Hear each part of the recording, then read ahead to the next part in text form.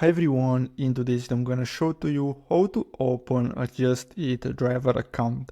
So what you have to do is simply open a new tab on your browser and search for Just Eat driver account, and then click on the first link here where it says apply to be a delivery driver. So click on this, and after that you're gonna get redirected here, and as you can see, based on your region, you'll have to be age 18 or over, a smartphone plus data, proof of right to work in the UK.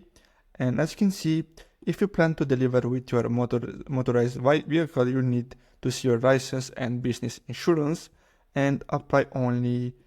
Please apply only in the delivery zone you wish to work in.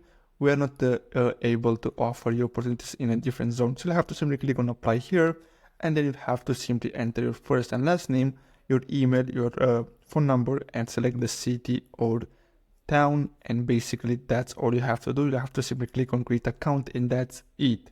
So I really hope you found this video helpful. Don't forget to like and subscribe, and I'll see you in the next video. Thanks for watching.